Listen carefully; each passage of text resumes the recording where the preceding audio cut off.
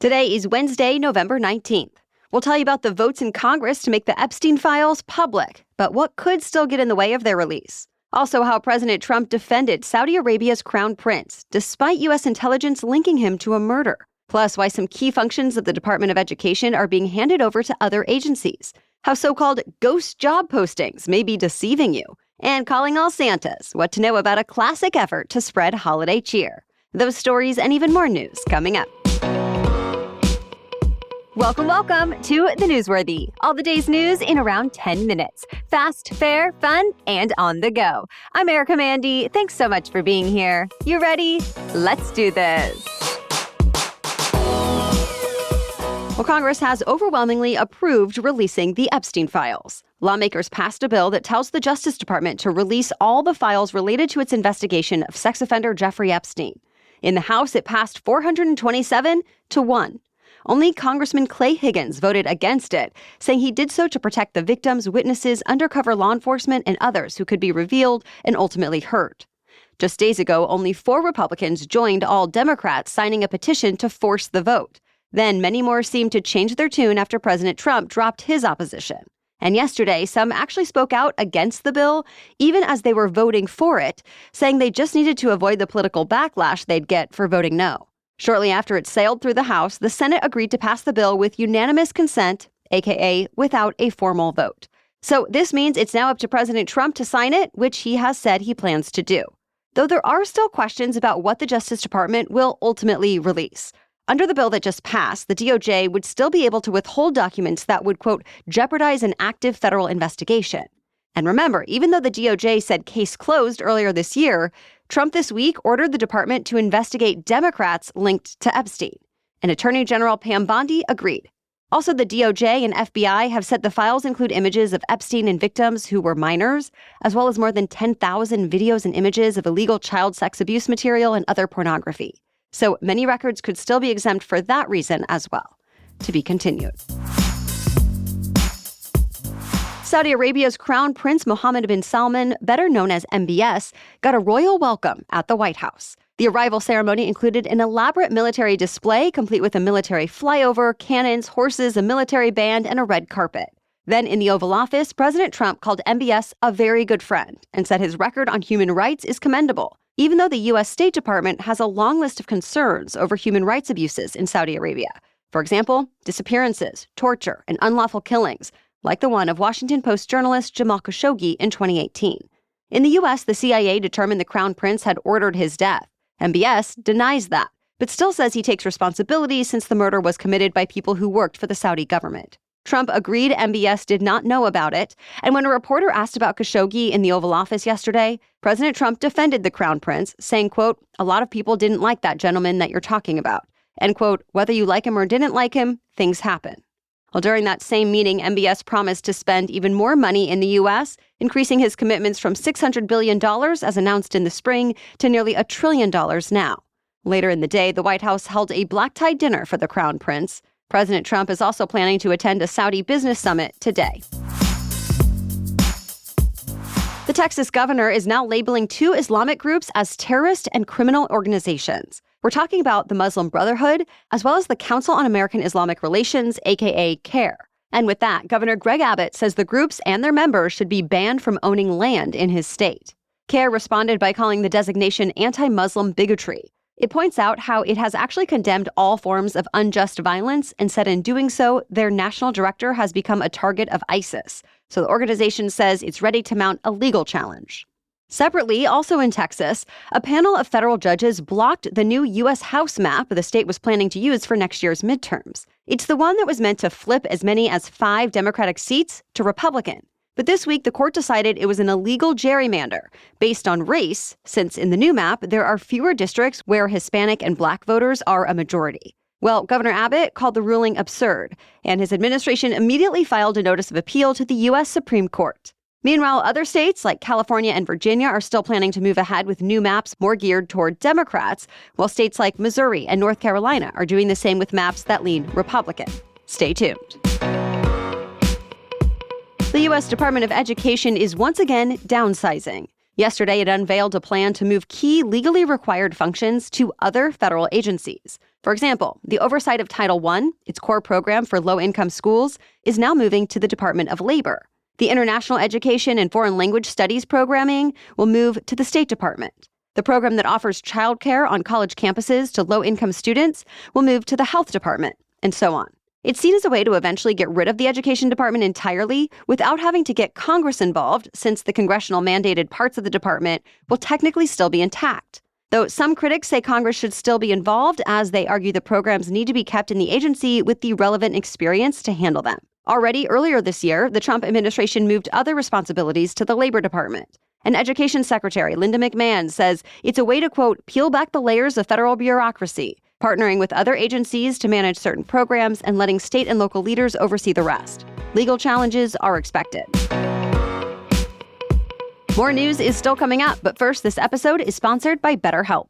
For some people, the holiday season can be a time for gathering. For others, it can be a time of stress or loneliness, or maybe it's a little bit of both. So check in on friends, reconnect with loved ones, and remind people in your life that you're there, whether or not you agree on everything. I always feel better after sending that text to someone I'm thinking about, or bringing that coffee to a friend who could use a pick-me-up, or even telling someone when I'm extra stressed out. And just like those things can take a little extra effort and courage, so can reaching out for therapy. But I've found it's worth it. We're all healthier when we have support. With over 30,000 therapists, BetterHelp is one of the world's largest online therapy platforms. BetterHelp therapists work according to a strict code of conduct, and if you aren't happy with your match, you can switch to a different therapist at any time from their tailored recommendations. This month, don't wait to reach out. Whether you're checking in on a friend or reaching out to a therapist yourself, BetterHelp makes it easier to take that first step. Our listeners get 10% off their first month at betterhelp.com/newsworthy. That's betterhelp.com/newsworthy. Now back to the news. You may have noticed parts of the internet went down yesterday. Outages and other issues were reported on sites and apps like X, Spotify, Amazon, DoorDash, Uber, OpenAI, Square, and more. Well, it turns out the problems had to do with the internet infrastructure platform Cloudflare. The company says it didn't see any evidence of a cyber attack, that instead it came down to a settings file that got bigger than it was supposed to, overwhelming the system that handles Cloudflare traffic, making it crash. Cloudflare was able to fix the issues within about 4 hours, and as of this morning, everything seems to be running as normal. Meta notched a major win in court this week that helps it hold on to its share in the social media market. A federal judge ruled Meta did not break antitrust laws when it bought Instagram and WhatsApp years ago. And with that, it won't be forced to give up two of its biggest apps, which have billions of users worldwide. This ends a years-long legal battle that started during the first Trump administration, when the FTC argued the tech giant was stifling competition and breaking antitrust laws. It wanted Meta to spin off Instagram and WhatsApp into separate companies to give rivals more room to compete and to give users more choices. On the other side, Meta argued the social media market has evolved to become much more competitive, with apps like TikTok and YouTube giving users plenty of options. And in the judge's decision, he agreed, saying even if Meta did have a monopoly in the past, that it doesn't have that power now. While the Trump administration criticized that ruling, calling it political, the FTC is now reviewing its options. Google seems to be stepping up the chatbot race. Google says its latest AI model, Gemini 3, is better at coding, creating apps, and generating images.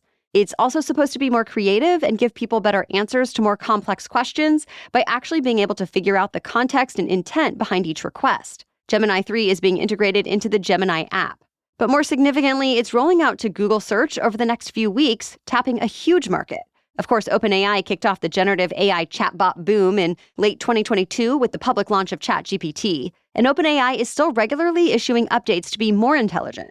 With 800 million active users each week, ChatGPT still far outpaces Gemini.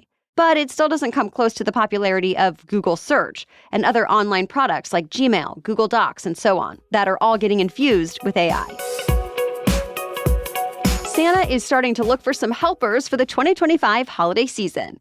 This week, the U.S. Postal Service launched its Operation Santa program that's been running since 1912. With Operation Santa, kids and families send letters to Santa Claus. Many of them ask for gifts like toys, clothes, or even groceries. The letters are then posted online with the personal details removed. At that point, it's up to people, families, or businesses to adopt letters and respond with a note and gift. The idea is to promote kindness and connection so no one feels forgotten during the holiday season. If you want to participate this year, we included a link in today's episode notes on thenewsworthy.com. And that's it for the main news today. So now it's time for Work Wednesday, when we break down one interesting career or work-related news story every Wednesday. But first, I want to thank our sponsor, Hiya Health. As a parent, there's so much to keep up with and try to get right. But let's be real, with a 4-year-old, that can feel like a moving target. When it comes to nutrition, some days he eats great. Other days, it seems like he's surviving on crackers and bread. And many kids' vitamins seem to basically be sugar gummies. But Hiya is different. My son takes both the daily vitamin and the probiotic every day, and the best part is he's actually excited about it. He loves the taste, he loves adding stickers to the bottle, and I love knowing it's made with zero sugar, zero gummy junk, and all the essentials that kids often miss. Plus, every batch is third-party tested for heavy metals and microbials in a qualified GMP-compliant lab. And by the way, Hiya now also has the Kids Daily Greens Plus Superfoods, a chocolate-flavored greens powder specifically for kids, packed with over 55 whole food ingredients. You scoop, shake, and sip with milk or a non-dairy alternative for a nutritious boost your kids will actually enjoy. Now, we've worked out a special deal with Hiya for their best-selling children's vitamin. Receive 50% off your first order. To claim this deal, you must go to hiyahealth.com/newsworthy. This deal is not available on their regular website. Go to hiyahealth.com/newsworthy and get your kids the full body nourishment they need to grow into healthy adults. Now back to Work Wednesday. If getting a job feels kind of impossible right now, it might be because for some jobs, it actually is. The employment assistance platform My Perfect Resume analyzed federal data and found out 1 in 3 job postings are now for so-called ghost jobs. Those are the job postings that show up online, but never seem to actually lead to hires. A career expert at My Perfect Resume pointed out how ghost jobs waste job seekers' time and also cloud the data that policymakers rely on to steer the economy. So why are there so many of them? Reports say some companies post jobs just to keep an inventory of potential workers for positions that may open up in the future. They just want to see how many candidates might be interested and what salaries they might expect. Others are actually hoping to hire someone, but don't actually have the final approval yet, and the budget might not support it. And then there are apparently some companies that need to show a certain number of active job postings to satisfy internal HR metrics or convince investors they're growing. So how can you make sure you don't waste time on so-called ghost jobs? Experts recommend making networking a priority so you can be connected directly to hiring managers instead of having to rely on online posts at all. And if you do want to go for an online post, look for specifics like detailed requirements and steer clear of vague job descriptions. They also suggest checking the dates of all job listings, since ones that have been open for more than a month are more likely to be ghost jobs. And if nothing else, they say don't let these fake jobs impact your confidence. If you have an application that goes nowhere, remember, it might not have anything to do with you, just the system. Well, thank you so much for listening today and sharing the show if you found it helpful.